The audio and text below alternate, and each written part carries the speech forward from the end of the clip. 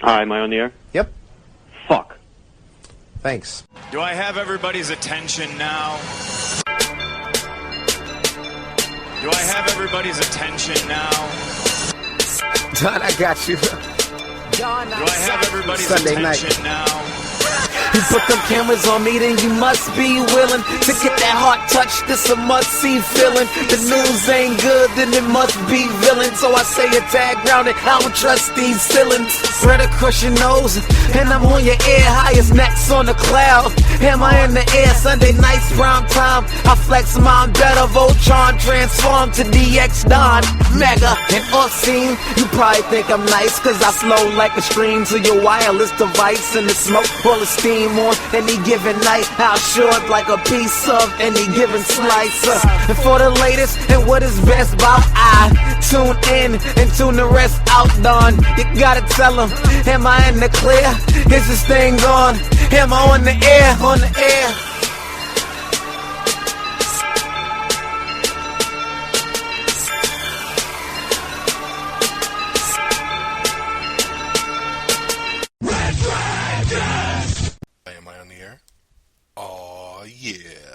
Yeah, I am. Welcome everybody to the show. It is Am I on the Air? Tonight it's August 17th, and I am back for a new episode. It's Season 9, Episode 3. Tonight's show is called A Little Expendable. And going to bring you up to speed on all the latest and greatest in entertainment news. And movie review of the week, hence the title, is going to be Expendables 3. I was to have a review tonight for Let's Be Cops as well, but unfortunately some stuff came up today and I was not able to get to see Let's Be Cops as planned, so I will have to hold on to that one, and hopefully by next show I'll be able to let you know about Let's Be Cops, which has been one of my most anticipated films of the summer. That trailer just had me rolling. And it did really, really well at the box office, so I'm very proud to see that it didn't just bomb coming out. I'm very happy to see that. So hopefully I'll have that review coming at you next week. But what I do have for you is the review of Expendables 3. Let me start off by saying this is my least favorite of the franchise. This is another movie that I've been extremely looking forward to. Say what you want about these films, but they're a ball of fun. They are a ton of fun. I'm a big Stallone fan. I love Jason Statham. Love Schwarzenegger, of course. Love Terry Crews. I mean, just the way that they set up this franchise has been great. I really enjoyed the first movie, and the second movie blew me away. I loved the second movie a couple years ago. It was definitely my favorite by far. Jean-Claude Van Damme is the villain. It was incredible. I saw this one was coming together, and I got super stoked again. You know, it had its little ups and downs. We saw that Bruce Willis didn't come back because he got money hungry, and so they fired him in the film, and then they brought in Harrison Ford to kind of take his place. We saw that they were bringing in Wesley Snipes, and they were going to bring in Antonio Banderas, and I was like, alright, cool, some cool new additions. Mel Gibson got brought on as the villain. And then you saw they were also doing like the new, younger, hipper, the new and improved Expendables group, bringing in the Young Clan, which Kelsey Grammer helps out in the film, bringing that together. And you get like Ronda Rousey from the UFC. She's incredible, and she's really good in this movie, actually. You got Kellen Lutz, and then Victor Ortiz, and Glenn Powell. And probably half of you were like, who? And who? And that's the point here. And that's a downside to this film, to be quite honest, is that this movie spends too much time on the baby Expendables than they do on the real Expendables. And I didn't come to this film to see baby Expendables. The whole reason for this franchise is to see the stars of the 80s and the 90s kicking ass. That's what I want to see. And this movie kind of took that away from me. It's like they teased it in the beginning, and then they get away from it, and then they get back to it by the end of the film. But by the end of the film, it's like too little too late almost at that point. You know, I'm not even gonna say Okay, sorry, I'm getting twisted up here because I'm trying to walk a certain line since I don't want to spoil anything. But at the same token, I don't feel like I can give my legitimate beef with this film without maybe spoiling a little bit. So I hope I don't offend anybody, but spoiler alert maybe. For those of you, I'm going to try to walk a certain line and not go direct spoiler, but hear me out. Terry Crews, barely in this film. Jet Li, barely in this film. Big things right there that are key essential parts of the Expendables you don't get very much of. You don't even get very much of Jason Statham, Randy Couture, Dolph Lundgren. You don't get very much of them either. They bust out Wesley Snipes out of prison in the beginning of the film. He's incredible. And then pretty much he's gone for the rest of the film too until the end. Antonio Banderas, another character that's incredible. Same thing. He shows up, he's gone, shows up again, he's gone. Schwarzenegger, I felt like I thought he was going to have a bigger role in this one than he has in the first two, and it was actually less than the second film, which that was disappointing as well.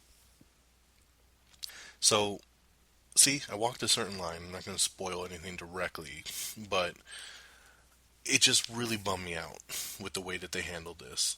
A big problem with this film, PG-13, and a lot of people are saying that it didn't make a big difference. I feel it did. The reason why I love these films is how brutal they are. You know, it's supposed to be a throwback to the big budget, over the top action movies of the 80s. And in those films, people got their throats slashed, blood squirted out. People got shot in the head, their head exploded. You know, there was a violence to it. And for being PG-13 in this film, it was watered down tremendously. Yes, a lot of people still get shot. Yes, a lot of bodies fall. But it doesn't have any of the impact that those things had in the previous films.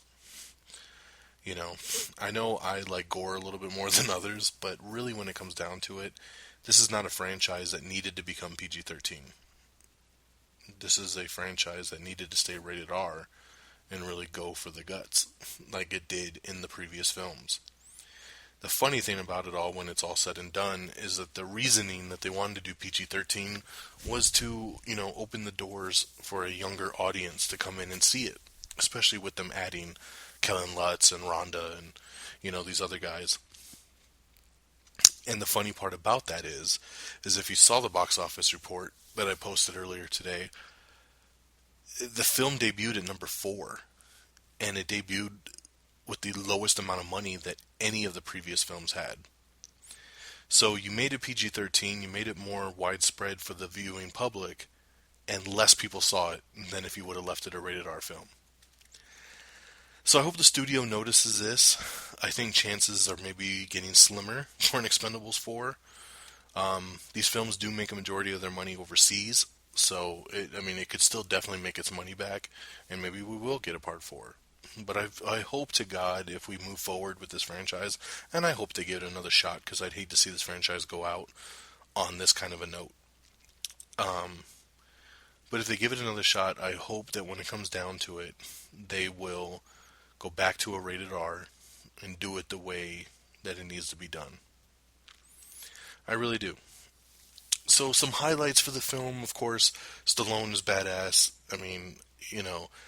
Really the big highlight here for me, Mel Gibson was great as the villain. Wesley Snipes and Antonio Banderas are the standouts. Wesley Snipes is incredible here, and he is in rare form. He's funny, he's badass.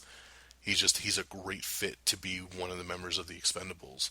And actually the character he plays is one of the original members of the Expendables that started the group with Sylvester Stallone. Antonio Banderas' character is awesome as well. He's a guy that's been wanting to be a part of the Expendables, but never gets a chance.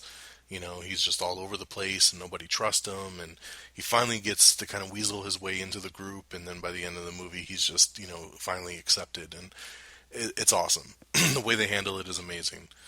And so the movie definitely had its high points, but it had a lot of slow points in it as well, excuse me. A lot of slow points in it. I mean, it dragged in many, many parts. There's a lot more dialogue than action in this film compared to the other two. And the PG-13 pissed me off, and like I said, and the fact that Terry Crews isn't in it very much, and Jet Li's not in it very much, and even the core original group of Statham and gang aren't in it very much. I didn't care about the new Expendables as much as I love Ronda Rousey and think she's hot. I didn't care. You know, I didn't believe in the new young group. I was there to see the old group kick some ass, and that's what I wanted, and I didn't get it. So, out of 5 stars, I was originally going to give Expendables 3 out of 5. I ended up settling at 3.5 out of 5, and the only reason I'm even going 3.5 is because it's a great action scene at the end of the movie, and everybody kind of gets their moments to shine. So, I felt like it really kind of redeemed itself to a point for the big climatic action battle at the end of the movie. So I gave it an extra half star because of that. And I do love the franchise, and I did enjoy the movie. I thought it was good, but it was definitely the weakest of the crew. And I have to say I'm a little disappointed just because I was looking forward to this movie so much because I love the first two so much. So there you have it. I hope I didn't spoil anything too much for people. And, you know, if you're a fan of the first two, I hope you check it out and see what you think. And, you know, let me know on Twitter and Facebook and stuff what you think. I'd love to hear your views and thoughts if you agree or not with where I'm coming from on this one. Alrighty, so there's your review of the week. Expendables 3, 3.5. Hey, how fitting. Expendables 3, 3.5 out of 5 for that film. Alright, let's get into the news of the week. And I'm going to actually start with kind of some bummer news that I just kind of want to get out of the way, pay some respect, and then we can move on to some other stuff. And literally one day after I did the last episode, the news broke that unfortunately Robin Williams had passed away. Robin Williams, at the age of 63, was found dead in his home. And this was a shock. I mean, when this news dropped, I just could not believe it. You know, celebrity deaths are always crazy, and especially when it's somebody that you kind of grew up with, you know? I mean, I've grown up with Robin since I was a little kid. I mean, I remember him working Mindy. I remember him as Popeye. You know, I remember him in Hook. Good Will Hunting, Jumanji, you know, Dead Poets Society, Mrs. Doubtfire. You know, I even really like RV and Old Dogs. And, you know, I mean, just so many films. The guy was so talented. And the bigger kick to this story is that he committed suicide. And that's really, really sad. They found him hanging in his bedroom. And he had attempted to slice his wrist, and it didn't work. Then he hung himself. And he said he suffered really bad from depression. His TV show that was on last year, The Crazy Ones, it got canceled, and they're saying after that got canceled, he really settled into a deep depression because he felt like he failed on that TV front. You know, he really didn't want to be in the limelight anymore. He didn't really want to do movies, but felt like he had to make money for his family. And, you know, it overall, it's just so sad. His wife said a couple days later that he was in the early stages of Parkinson's disease. And now they're saying that that could be another, you know, big reason why that he decided to go this route, because he couldn't handle, you know, getting diagnosed with a disease like that. So, I don't want to sit and harp on this. I don't really condone suicide. But I know depression is a very bad situation to be in. And, you know, I take it very seriously. And, I love the guy. And he did a lot of great films, and I thank him for everything he did for the public. You'll be able to see him next. There's a movie supposedly coming out in November called Merry Friggin' Christmas. He will be in that. He is voicing a dog in a new Simon Pegg movie, which actually just posted an article a little bit earlier tonight about he's voicing this dog in this movie, and they're saying that they don't even think that all the lines have been recorded yet, so they might run into an issue there. And then, of course, he will be in Night at the Museum 3, which comes out on Christmas Day. So, still got a couple more projects we can anticipate him coming out in. and all the great history that he's given us in the past. And, he will be missed, for sure. So, Robin Williams dead at the age of 63. Very, very sad. Condolences out to him, his family, all loved ones, friends. It's a very, very sad situation. Okay, let's lighten it up a little bit and move in to our news of the week. Vin Diesel is doing his Marvel teases again. Before he came out that he was doing the voice for Groot, he was really teasing a lot of people on social media, making it seem like he was going to be Vision. I forget the other character he was claiming to be, and then it ended up that he got the Groot thing. But when he signed for Groot, he said that he was also in negotiations with Marvel for a brand new property, and that they were working on the details for that. He sent out a tweet earlier in the week saying, like, thanks for the fans and all their support for Groot and the Marvel Universe and everything. It really feels as if I'm inhuman. Now, for those of you that are big Marvel fans, you will know that there is a Marvel comic series called the InHumans. So, that speculation has begun running rampant that an InHumans movie is coming starring Vin Diesel. This is very possible. I've seen some rumored Marvel releases. I've seen like a rumored list of their calendar, and there was an Inhumans movie on that calendar. So I don't know much about the Inhumans, so I can't really get into it all that much. But they're another cosmic group in space, kind of like Guardians of the Galaxy. But I think they're more of like an X-Men type crew. I could be very wrong on this. Like I said, I don't know much about it. I'm going off of just what I've read. But it sounds very interesting, and I would totally be down to see it. So. To wait and see. Marvel has not said that this is going on or not. This is just going purely off the rumor that Vin Diesel said. They must feel like I'm inhuman. But Vin's great at, messing with the marks out there, so he's always trying to swerve you. So I wouldn't bite too hard into it, but it's definitely worth mentioning. You know what I mean? You know what I mean. Alrighty, coming up next, for all you Breaking Bad fans, you probably know by now, we've talked about it before, that they're doing a spin-off show called Better Call Saul.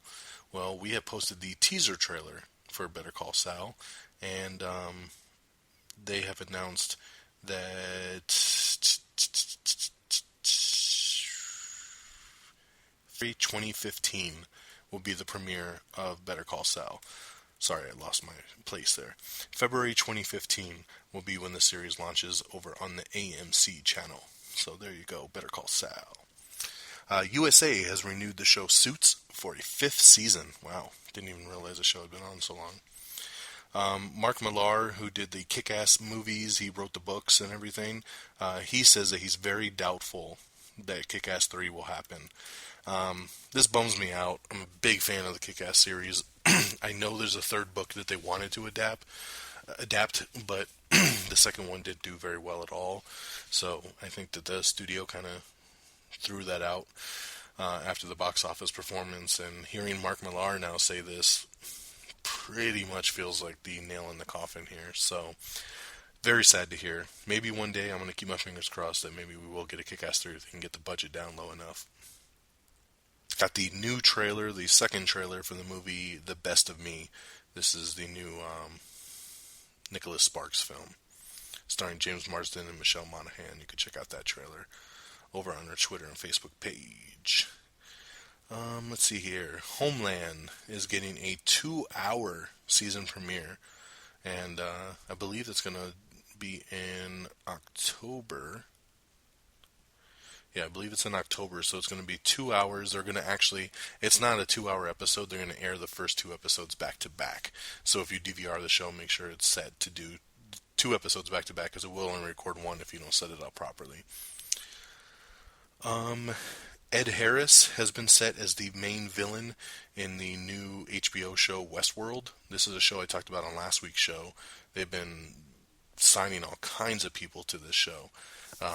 James Marsden got announced last week, and a whole other slew of people, and now Ed Harris set as the villain. They're really stacking this thing. It's very, very cool. We have the complete list of the Teen Choice Award winners for 2014. I'm not going to read down all of them. They got a million of them from TV to movies to music. So if you're interested in the Teen Choice Awards, you can check out the article and read the list right there. Let's see here. So this is interesting, and I'm only going to... I don't know. I don't know how much I'm going to believe into it until I read something a little bit more confirming. But as of right now, it is looking like Michael Bay will not be back to direct Transformers 5. The reason I'm not believing everything into this is because he did not straight up say, I'm not doing it. The studio has not said that he's not doing it or named a successor. And he also said this for Part 4. And we all know that he just directed Part 4 that just hit theaters. So I'll wait and see. But as of right now, it looks like he's not going to do it, though. He says that there's a ton of other projects on his plate that he wants to get into. He said that, that basically since 2007, his whole life has revolved around Transformers. The only movie he's done besides the 4 Transformers in the last almost 10 years is Pain and Gain. Which I love Pain and Gain. He did an awesome job with that. But that's it. Everything else has been Transformers. So, he said he wants to get on some other projects. He wants to start doing some other things, and he'll probably stay on as a producer. But it's time to move on. So, like I've always said, I'm a gigantic Michael Bay fan. I love the Transformer franchise, all 4 of them. But I am curious. Excuse me, I cannot stop yawning. I was up very late last night, and it was a long day today. But I can't say that I'm not looking forward to seeing a new director's take on the franchise.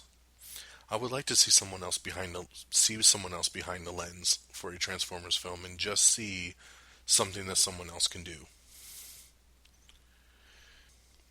We've seen Michael Bay's vision for 4 movies now. So, as much as I love Michael Bay, I would like to see a new take on it. And I think, it would be interesting to get that. Hopefully, they get a very good director that has a lot of their own input and isn't just a director to hire that will do whatever Michael Bay wants him to do, because then we're going to basically get the same thing anyway, which could be fine, but, I would like to see someone else come in and do their take on it while continuing the story that we've already known and loved for the first 4 movies. Oh my goodness, excuse me, I'm so sorry. So that is the latest on Transformers 5, which is still slated to come out in 2016. We have the first trailer for the new Johnny Depp movie called Mordecai, which actually looks pretty damn funny. I haven't been too big with Johnny Depp lately, but this one looks really, really funny. We have Everything Wrong with Death Race 2000 in 14 minutes or less. Got a couple really cool tribute videos to Robin Williams that you can watch on the Twitter page and Facebook page, so definitely check those out. We have the Honest trailer for the Expendables. This is the first movie.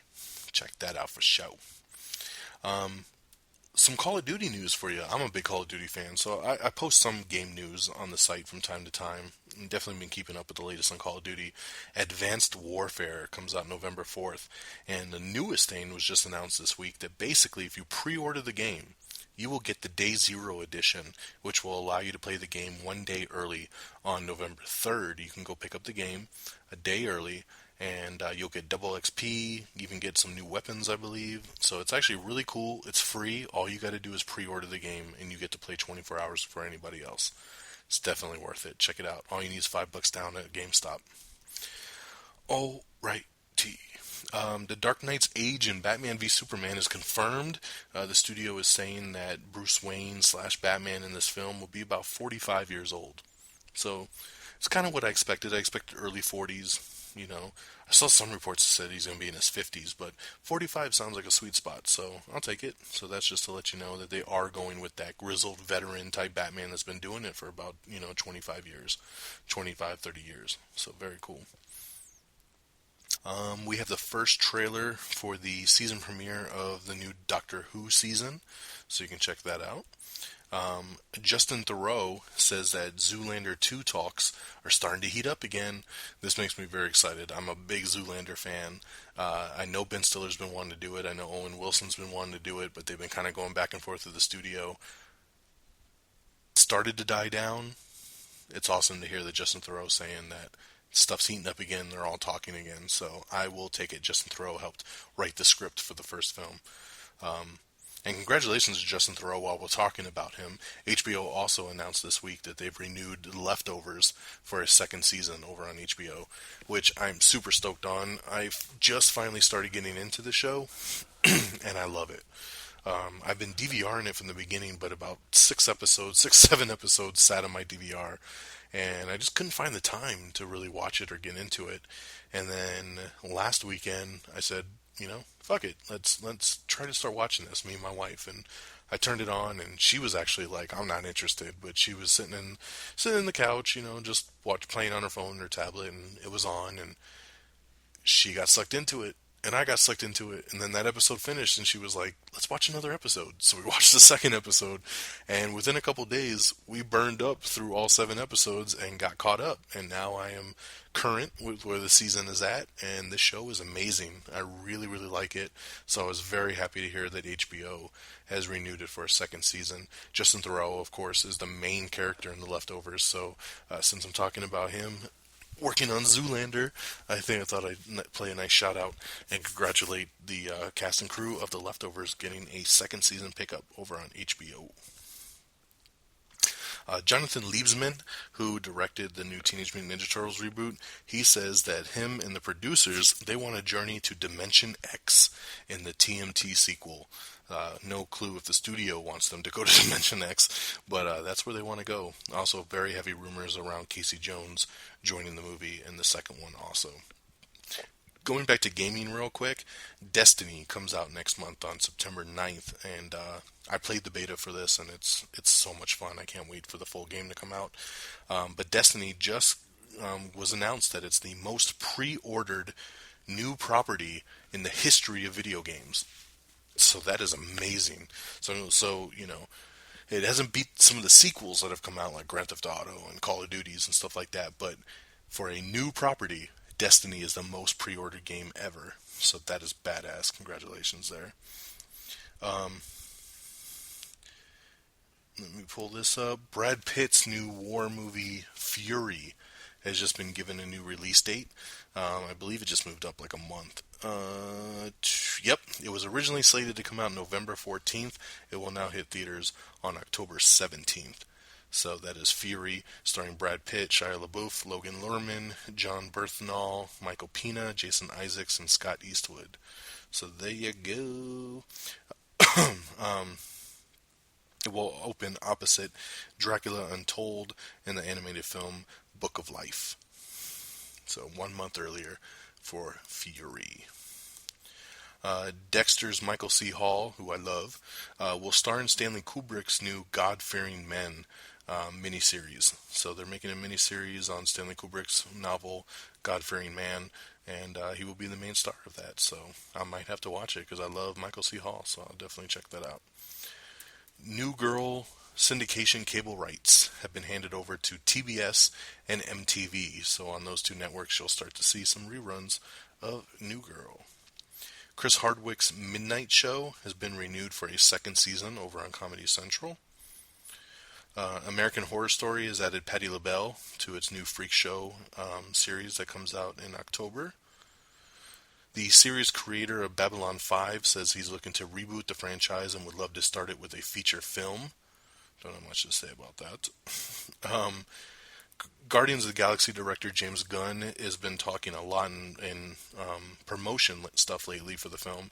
A lot of people have been asking, and kind of spoiler alert, but we are 3 weeks into the film being out, so who Star-Lord's dad is. And of course he won't confirm or deny anybody, but he wanted to rule out one thing.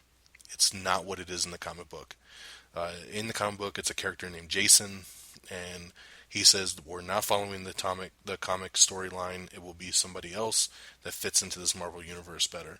So, just so you know, that's not the direction they're going. They're going with something brand new. So there you go. Pixels, the new Adam Sandler movie that comes out next summer, it has been moved, and its new release date will be middle of the summer, next summer, July 24th, 2015. It's Always Sunny star, the female of the group on Always Sunny, Caitlin Olsen, she will recur on New Girl for season 4. She will have a new role there on New Girl, so that's pretty cool. It looks like DC Pictures is moving forward with an Aqua Man film. Nothing has been greenlit, and they haven't specified, that they are moving forward or not. But DC has optioned 2 different sets of writers to make Aquaman films. So what they're doing is they're having 2 different scripts written at the same time, and then basically they're going to cherry pick it, and they're going to say, we want to go with this script, and they're going to pick whichever one's the best and move forward on it. So I love the idea of this, because then you have 2 different takes, and you have the option to pick the best one, and I really like that, instead of just going with whatever one guy writes you. So seems like we're definitely going to be getting an Aquaman in one of those 5 million untitled date releases that DC lined up a couple weeks ago. Actress Lauren Bacall has passed away at the age of 89 just due to natural causes, so definitely thoughts and condolences there. Let's see here. Upcoming Ben-Hur remake is targeting Tom Hiddleston for its lead. I heard about this news the other day, and I don't know if I like it. I love Tom Hiddleston, don't get me wrong, but Ben-Hur, I don't really see him in that. Doesn't make very much sense to me, but gotta keep you in the know, so know that they're looking at Tom Hiddleston as the lead for the upcoming Ben-Hur film. The Veronica Mars cast is going to be reuniting for a brand new web series, so that is interesting. I don't watch Veronica Mars, so I can't really tell you much about that, but people love they love the TV show, they love the new movie that they did last year, so why not, right? Doing a new web series. I got some other new release dates. Let me pull this up here because it's for a couple different films. Alright, so Warner Brothers and Columbia Pictures are shifting some things around. So Pixels, I just talked about Pixels with Adam Sandler. That was originally supposed to come out on May 15th. They've now pushed it back to July 24th. So that's one. The new they will also open against the new Poltergeist remake and Judd Apatow's Trainwreck film. Guy Ritchie's new film, The Man from U.N.C.L.E., which stars Henry Cavill, Armie Hammer, and Hugh Grant, has been moved from January 16th, 2014 to August 14th, 2015. Now, this sucks on one hand because the film just got pushed back from the beginning of the year to the middle of summer. But on the other hand, it means that Warner Brothers is pretty confident with this film. They've liked what they've seen. They want to move it from the beginning of the year to the to the end of the summertime. So they definitely got some high hopes for it, which is great because I'm looking really forward to this. This film was actually supposed to come out this year. Then it got bumped to the beginning of 2015, and now it's getting bumped again to August, so I'm getting a little frustrated with the fact that this movie keeps getting pushed back. But everything we're hearing has been nothing but great stuff. So, so if the August 14 date means we get a better movie, then I guess I'll take it. The Man from U.N.C.L.E. And the Point Break remake. This movie has actually been moved up, and it will open on July 31st, 2015, against the new Sacha Baron Cohen film, Grimsby. And lastly, Clint Eastwood's new film, American Sniper, which stars Bradley Cooper and Sienna Miller. It will now open in select theaters on Christmas Day, before opening nationwide on January 16th, 2015. So a little bit earlier, you get it at Christmas time, but that's only going to be in select theaters. And then everywhere else, January 16th. So there's some shifts there for you in the release date stuff.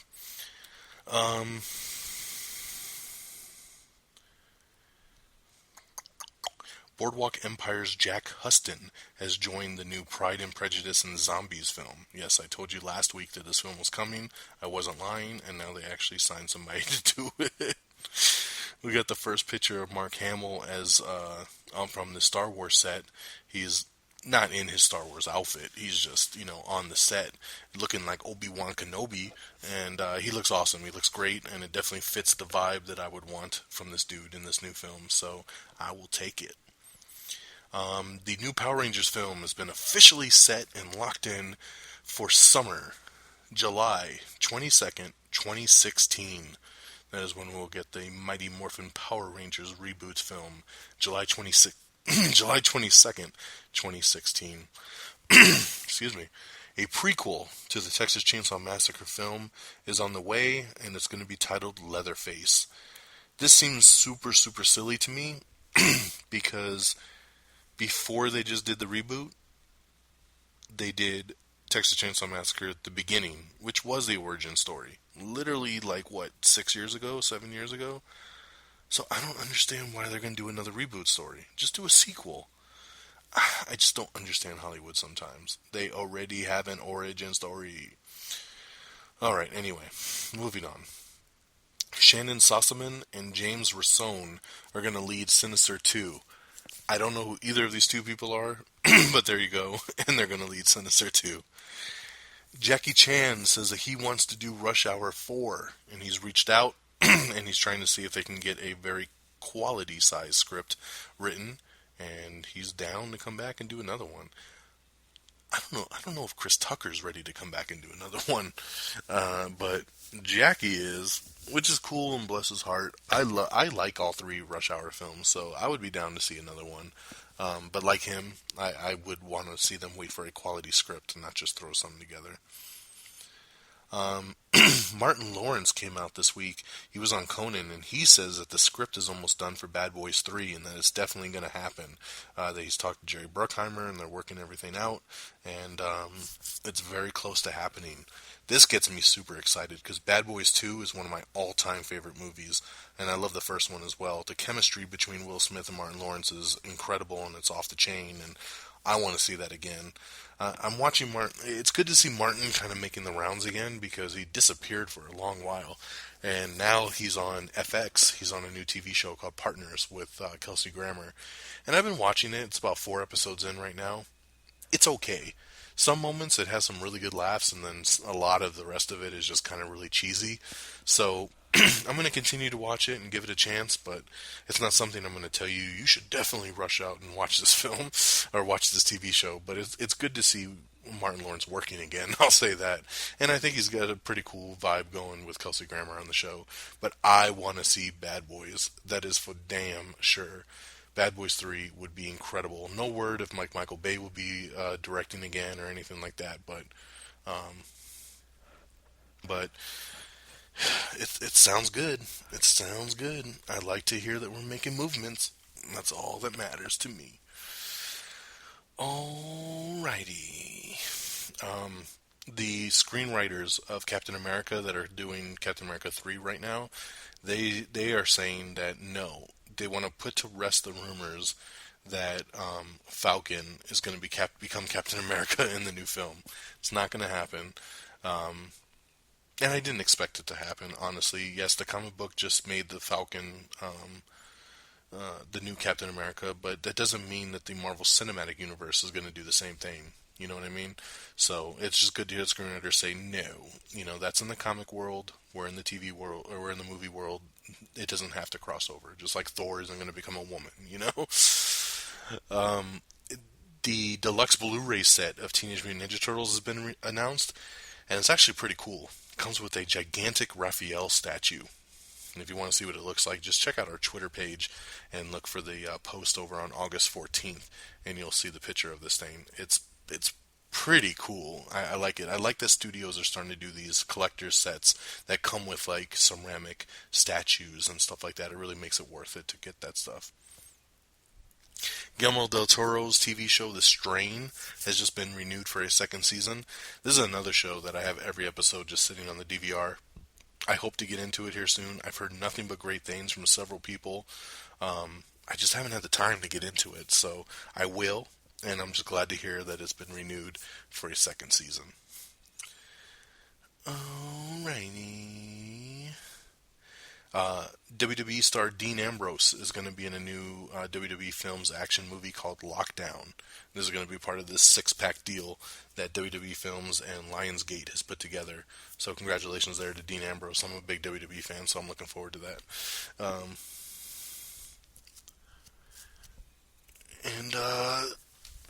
Yeah. It'll probably be pretty cheesy. It's about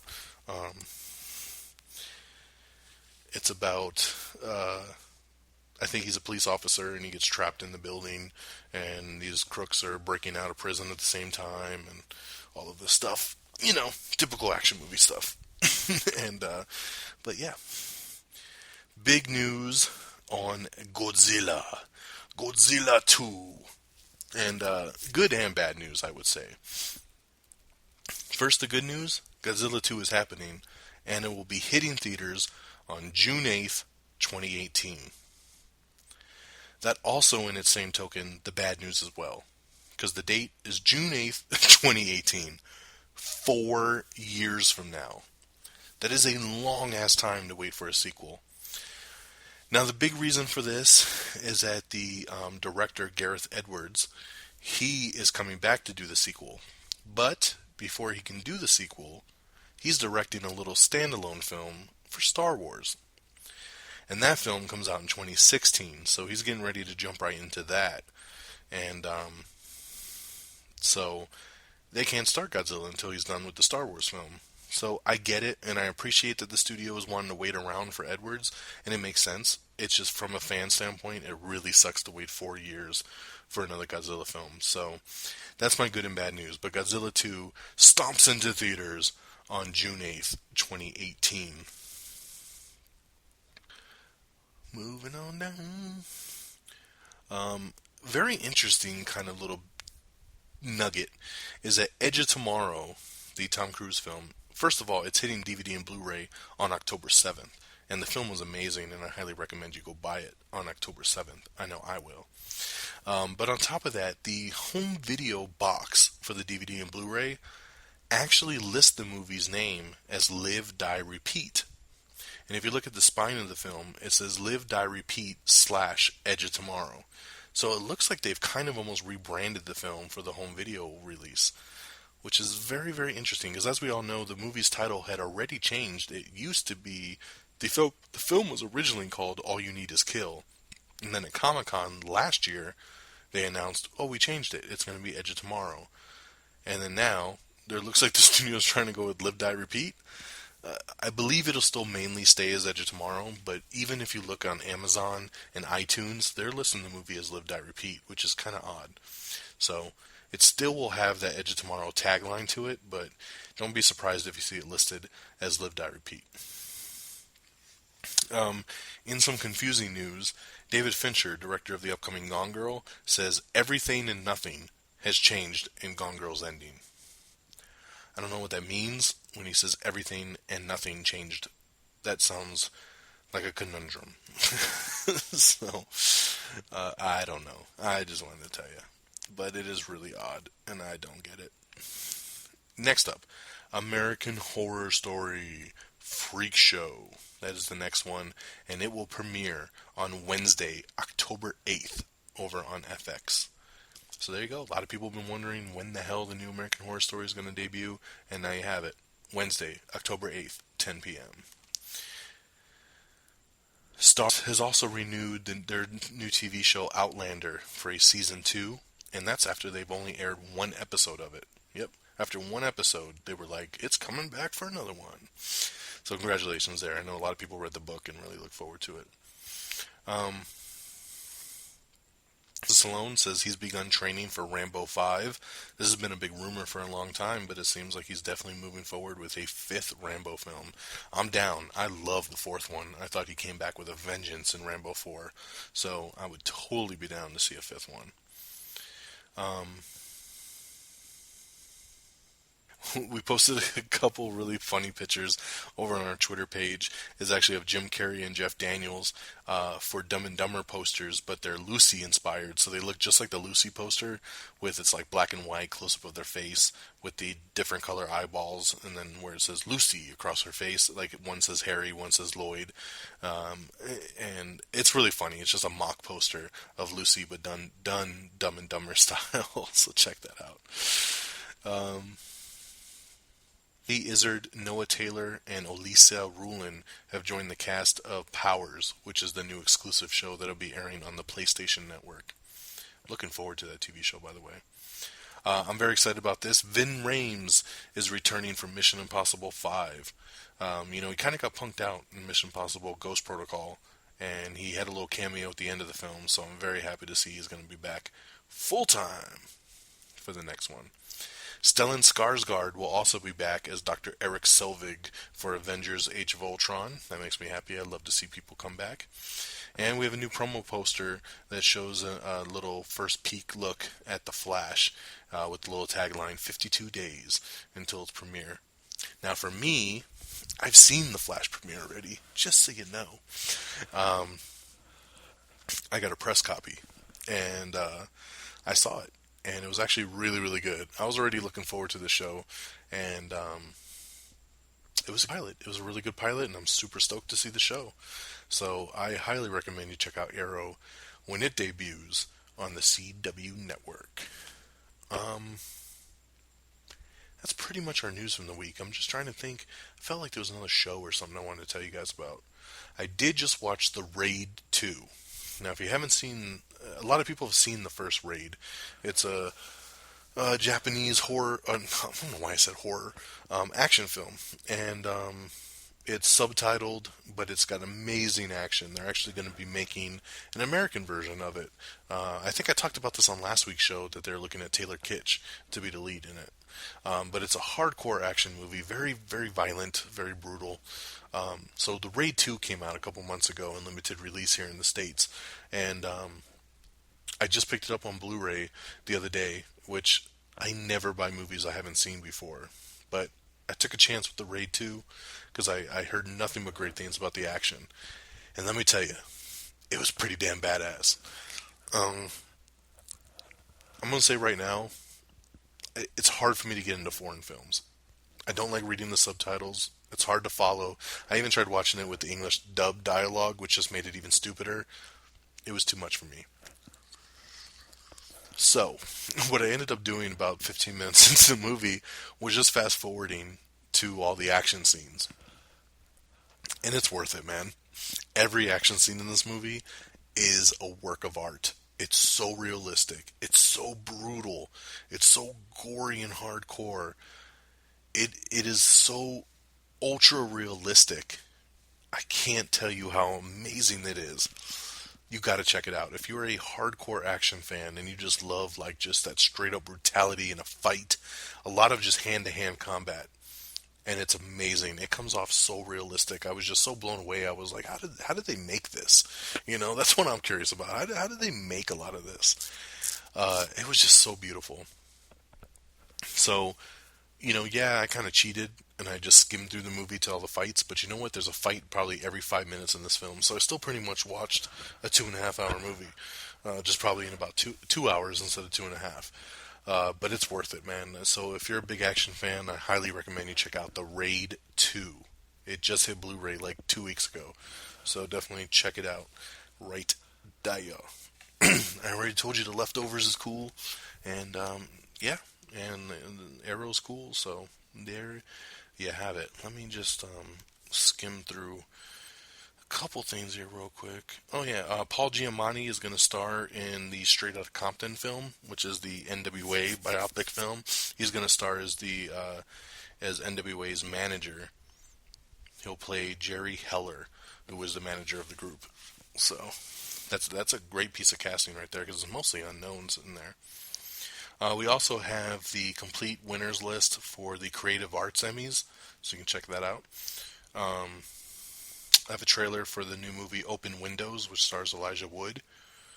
Oh, God, I can't believe I was going to miss this stuff. See, I'm glad I took another look. I've been wondering and waiting to see if they were going to make any more of these, and I'm talking the Journey movies. What I mean by Journey movies is a couple years ago there was a film called Journey to the Center of the Earth, which starred Brendan Fraser, and at the time, um, a little kid who Josh Hutcherson, yeah, I was starting to space his name there for a second, who was a little unknown at the time. Now he's in the Hunger Games films, and everybody knows Josh Hutcherson. But they did Journey to the Center of the Earth. Then they did Journey to the Mysterious Island a couple years ago, and guess who stepped in? The Rock. The Rock did Journey 2, and it was actually a really cool family film. I really enjoyed Journey 2.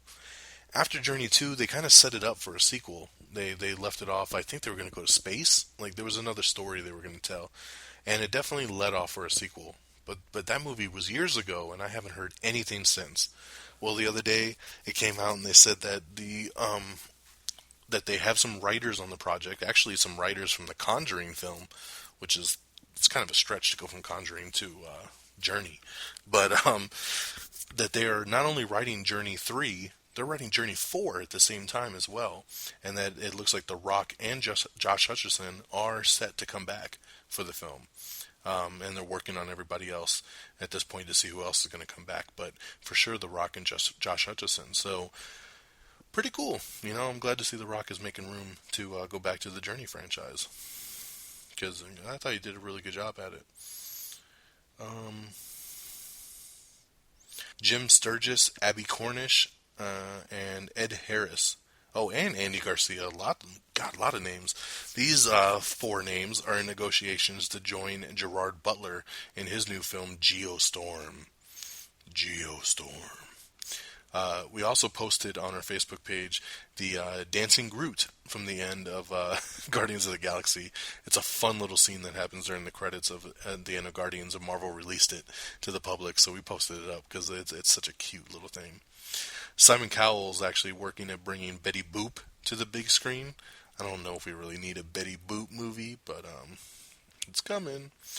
We also have a new trailer for a movie called Rudderless, starring Selena Gomez and Billy Crudup. Netflix has slotted the first Chelsea Handler special and lining up 3 more. This is all part of that package of her going from the E! Network over to Netflix. Katie Sackhoff, who a lot of people have been saying, oh, she's going to be Captain Marvel or Miss Marvel in Avengers 2 or another Marvel film. It's going to be awesome. She came out and she kind of crushed everybody's dreams. And she said, I hate to be the bearer of bad news, but I have not spoke to Marvel. I haven't spoke to them about any role at all, and I will not be Captain Marvel in Avengers 2. So that sucks, because she'd be pretty badass, and it's not going to happen. We also have Everything Wrong with Sin City in 14 minutes or less, so definitely check that out. The Lifetime Network is going to be doing a biopic film on Brittany Murphy. So they're going to be doing a 2-hour television movie called The Brittany Murphy Story that will premiere on September 6th, Saturday, September 6th on Lifetime. And Gal Gadot has joined Kevin Costner in the new film Criminal. Sony Films is altering the Kim Jong-un assassination film called The Interview. As you know, the film was supposed to come out in October. I told you that they pushed it back to December now. It's going to come out on Christmas Day. They're saying that they're going to make a couple little alterations to it. For one, there's these military buttons that they wear over in Korea. They're going to digitally take out all the buttons, because I guess that makes a big deal and shows our disrespect.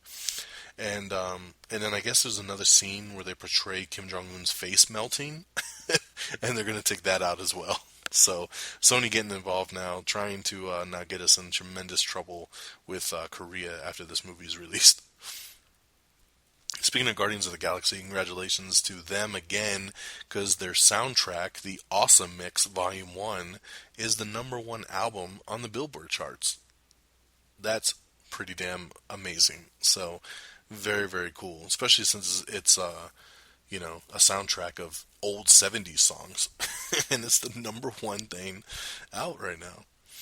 ABC Family has renewed Switched at Birth for a 4th season. Thandie Newton has also joined HBO's Westworld show. There's another one. I was just talking about that one earlier. They just keep popping people onto this damn show. ABC Family has canceled Twisted after one season. Denise Richards was on this show. I didn't even know about this show, but it's canceled after one season.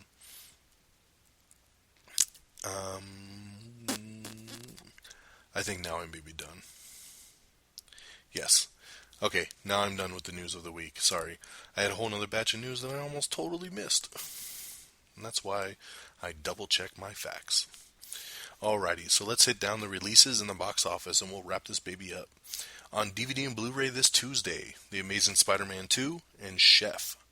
In theaters on Friday, Sin City: A Dame to Kill For, When the Game Stands Tall, and If I Stay. And here's your box office top 10. Coming in number 10 is Boyhood with 2.1 million. Number 9 is Step Up All In with 2.7 million. Number 8 is Lucy with 5.3 million.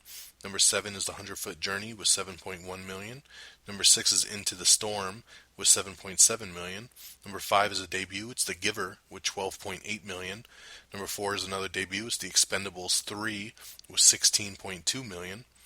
Number 3 is Let's Be Cops with 17.7 million.